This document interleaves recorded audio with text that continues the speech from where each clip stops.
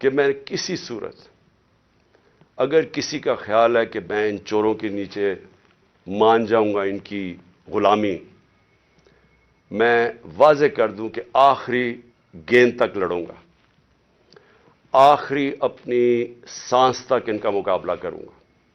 کوئی مجھے نہ جیل اور نہ یہ جو ڈراتے رہتے کوئی فکر نہیں ہے.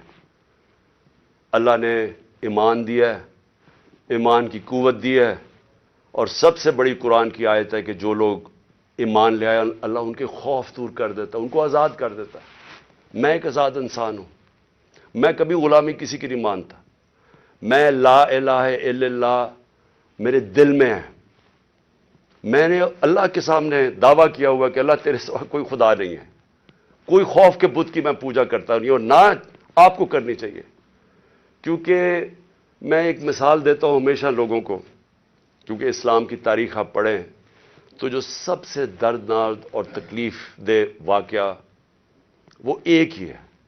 جس طرح حضرت امام حسین کی شہادت ہوئی، اور میں ہمیشہ یاد کراتا ہوں لوگوں کو کہ کوفہ کے لوگوں کو انہوں نے تو بلکہ دعوت دی تھی امام حسین کو، ان کو پتا تھا وہ راہ حق پہ ہے، ان کو پتا تھا کوفہ کے لوگوں کو، لیکن یزید کے خوف کے ظلم کے خوف کی وجہ سے انہوں نے اتنا بڑا سانیہ ہونے دیا اسلام میں. آپ بھی یہ خوف کا بت توڑ دیں، میری طرح آزاد ہو جائیں، اور کسی صورت ان کو نہ قبول کریں. مجھے جو صرف ایک افسوس ہے کہ میں جب سیاست شروع کی تھی 26 سال پہلے، تو میں یہ سمجھتا تھا کہ دو طرح کے طبقے پاکستان میں ہیں. ایک وہ طبقہ ہے چھوٹا سا جو اس ملک کا پیسہ چوری کر کے باہر لے جاتا ہے، ان کے پاس اربوں ڈالر باہر پڑے ہیں، بڑے بڑے پراپرٹیز، مے فیئر سب سے مہنگے علاقے میں لنڈن میں پراپرٹی ہے، بیٹا ون ہائیڈ پارک وہ سب سے مہنگا علاقہ ہے، آف شور اکاؤنٹس میں ان کے پیسے پڑے ہوئے ہیں. تو میں ان کو تو پاکستان نیچے جاتا ہے ان کو کیا ہوگا، جب مشکل پڑتی ہے جہاز پکڑ کے باہر چلے جاتے ہیں. تو ایک ایسا طبقہ چھوٹا سا بیٹھا ہوا ہے، ٹیکس بزنس مین ہے، ٹیکس چوری کیا وہ باہر، ریل اسٹیٹ کے اندر بیٹھے ہوئے لوگ جیسی پیسہ بنتا ہے حوالے ہنڈی سے پیسہ باہر. تو ان کو کوئی تکلیف نہیں ہے کہ پاکستان نیچے جاتا یا نہیں، ان کو تکلیف نہیں ہے کہ ہم غلامی کریں، کبھی کسی کی غلامی جو آج تک کرتے آئے ہیں ان کو فکر نہیں ہے، کیونکہ ان کا سٹیک پاکستان میں نہیں ہے. اور اس لیے میں ان کے خلاف نکلا تھا آج سے 26 سال پہلے، اور اس لیے جب تک میرے میں سانس ہے میں ان کا مقابلہ کروں گا. لیکن ایک دوسرا طبقہ جن کا جینا مرنا پاکستان میں ہے، وہ اکثریت اس ملک کی عوام ہے، اور اس ملک کے وہ ادارے ہیں، وہ ادارہ جس کو پتا ہے کہ اگر یہ ملک کی معیشت نیچے جاتی ہے تو سب سے پہلے نقصان اس ادارے کا ہے. آج سری لنکا کے اندر آئی ایم ایف نے حکم دیا سری لنکا کو کہ اپنی جو سری لنکا کی فوج ہے اس کا آدھا کرو. مصر کے اندر آئی ایم ایف نے حکم دیا ہے کہ اپنی فوج کی فضول خرچیاں کم کرو. تو کیا وہ جب ہم جو یہ امپورٹڈ حکومت ہمیں اپنے گھٹنوں پہ لے آئی ہے، اپریل میں پاکستان کدھر کھڑا تھا، صرف اکنامک سروے آف پاکستان آپ دیکھ لیں، اور آج کدھر ہے. تو کیا وہ جو اب ہمارے سے قیمت ادا کریں گے، کیا ہماری طرح کے جو سمجھتے ہیں کہ ہم ایک آزاد ملک میں رہنا چاہتے ہیں، کیا ہماری آزادی خطرے میں ہوگی یا نہیں؟ تو میں یہ ہمیشہ سمجھتا تھا کہ یہ ادارے کبھی بھی ان لوگوں کے ساتھ نہیں ہوں گے جو یہ ملک کا پیسہ چوری کر کے باہر لے کے جاتے ہیں. اور مجھے بڑا افسوس سے کہنا پڑتا ہے کہ ہماری حکومت ہٹا کے ان لوگوں کو بیک کیا گیا جو اس ملک کو 30 سال سے لوٹ رہے تھے. چھوڑیں کہ میں کیا کہتا ہوں، صرف انٹرنیشنل میڈیا ان کے متعلق کیا کہتا ہے. آج تو ٹیلی فون ہے، اپنا گوگل کر لیں کہ ان دونوں بڑے خاندانوں کے اوپر انٹرنیشنل میڈیا کیا کہتا ہے. ان کے خلاف ہماری اسٹیبلشمنٹ نے، ہماری ایجنسیز نے کیا کیا چیزیں نکالی ہوئی ہیں ان کی چوری کے اوپر. تو مجھے حیرت یہ ہوئی کہ رجیم چینج کے بعد ان کے ساتھ کیسے کھڑے ہو گئے، وہ ادارہ جس کا سب سے زیادہ سٹیک ہے کہ پاکستان ایک طاقتور ملک بنے. کہ اگر ایک ملک کی معیشت نیچے جاتی ہے تو ہمیں سوویت یونین کی مثال ہے کہ وہ ملک ٹوٹ گیا. تکڑی ترین فوج تھی، لیکن ملک ٹوٹ گیا کیونکہ معاشرت نیچے چلے گئی. تو ان کے نیچے جو انہوں نے 30 سال سے یہ ملک سے کر رہے ہیں، مجھے ابھی تک نہیں سمجھ آ رہی کہ کیسے وہ ادارے ان کے ساتھ کھڑے ہو گئے. میں آخر میں اپنی ساری قوم کو کہنا چاہتا ہوں کہ اپنی تقدیر اپنے ہاتھ میں لیں. آپ کا مستقبل، آپ کے بچوں کا مستقبل آپ کے ہاتھ میں ہے. آپ یہ اگر ظلم نہ، آپ کے پاس اب 2 راستے آ گئے ہیں. ایک تباہی کا راستہ ہے، ایک مشکل راستہ ہے، جدوجہد کا راستہ ہے، لیکن پاکستان کی عظمت کا راستہ ہے.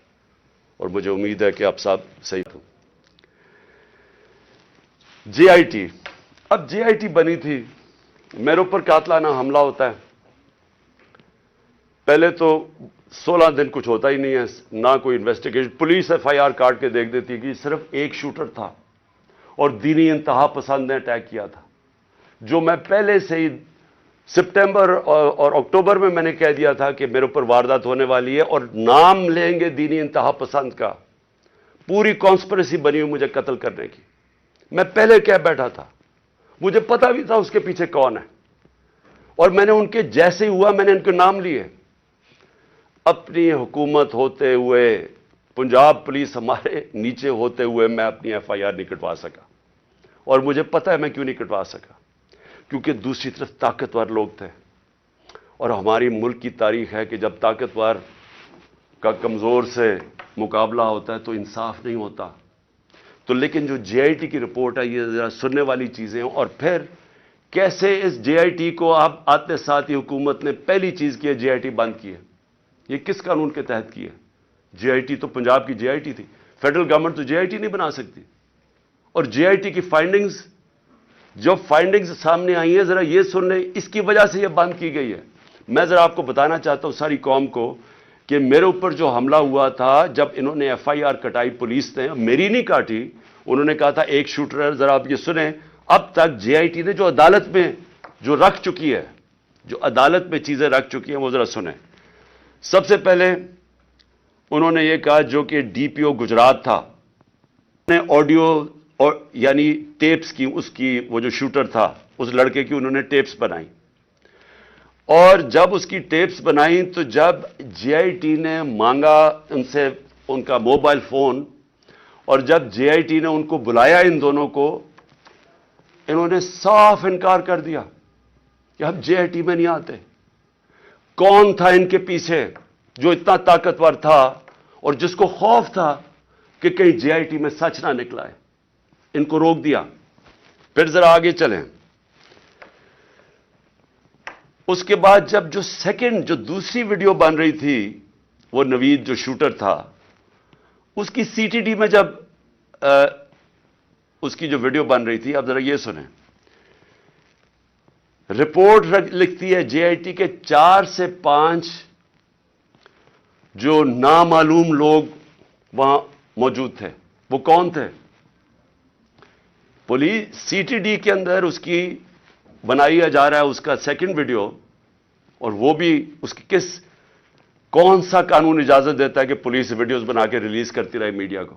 لیکن وہاں جو سب سے زیادہ چیز ہے، 4 اور 5 وہ جے آئی ٹی کہتی ہے نامعلوم لوگ وہاں بیٹھے ہوئے تھے. یہ کون تھے؟ پھر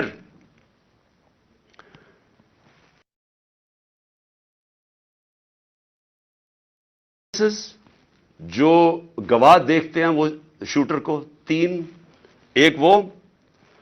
ایک فورینزک کے ذریعے، اور ایک پھر فورینزک کے ذریعے یعنی کہ جو خول ملے تھے ان کی گولیوں کے، وہ 3 جگہ سے ملے. اور کرائم سین رپورٹ جو تھی، ان سب نے ثابت کیا کہ 3 شوٹر تھے.